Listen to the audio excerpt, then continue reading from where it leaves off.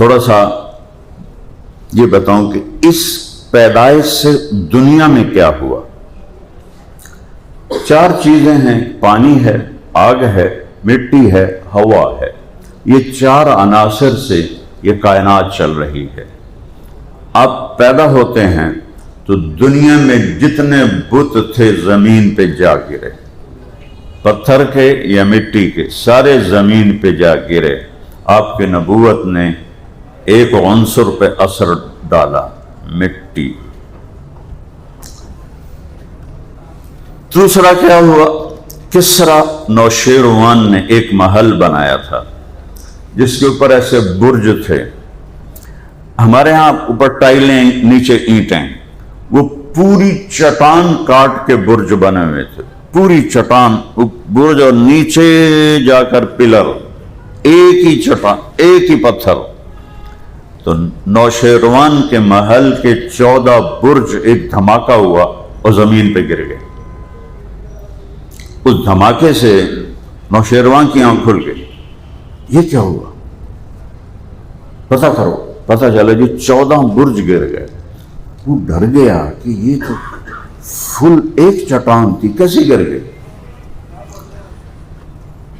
انہیں تو خبر نہیں کہ ایک یتیم 2 جہان کا سردار آیا ہے، اس کی یہ ہلچل ہے. تیسرا کیا ہوا کہ 1000 سال سے آگ کی پوجا ہو رہی تھی ایران میں، اور یہ آخری خاندان بنو ساسان، انہوں نے کوئی 400 سال حکومت کی. تو 1000 سال سے آگ مسلسل جل رہی تھی عبادت خانے میں، ایک لمحے کے لیے نہیں بجھی تھی. اور اس میں لکڑی ڈالتے تھے، ککر ڈالی دی نہیں، اود کی لکڑی ڈالتے تھے، جو جس کا 1 تولہ جو عطر ہے وہ 1 لاکھ درم تک اس کی قیمت ہے. وہ لکڑی اس میں ڈالتے تھے آگ جلانے کے لیے.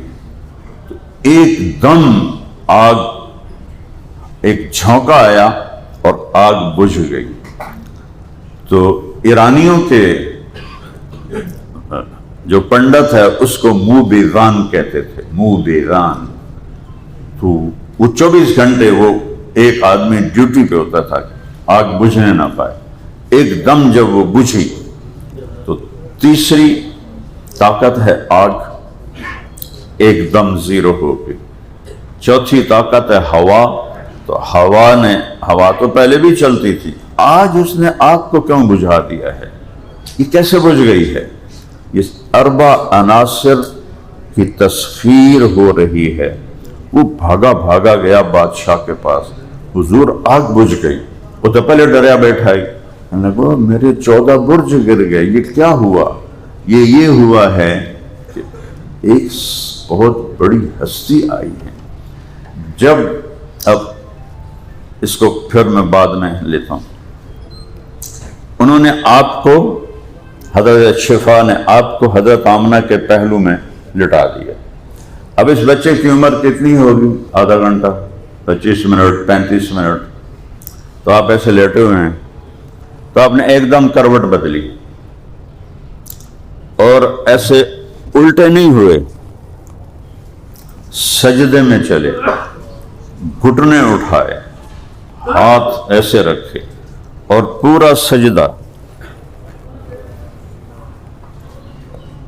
کہ یہ ایک پیغام تھا کہ یہ آنے والا نبی نماز لے کر آئے گا، اور جاتے ہوئے بھی آپ کے آخری الفاظ سے الصلاۃ، نماز نہ چھوڑنا.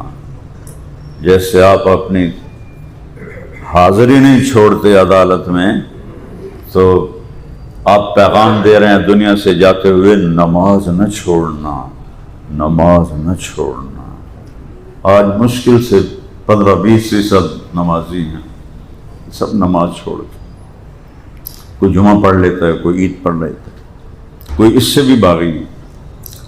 تو ماں بھی ڈر گئی اور دائی بھی ڈر گئی.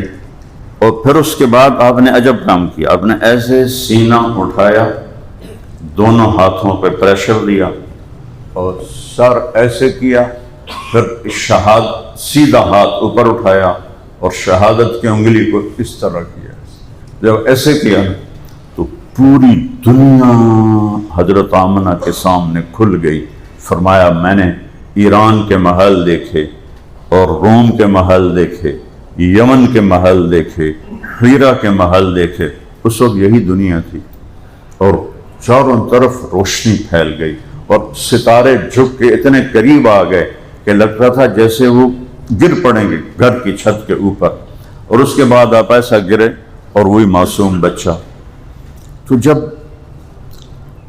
آپ اس حالت میں دوبارہ معصوم بچہ بن کے گرے تو ماں نے آپ کو اٹھا کے گود میں لے لیے اور حیران ہو کے دیکھ رہی ہیں اس نے کیا کیا ہے، یہ کیا ہوا ہے؟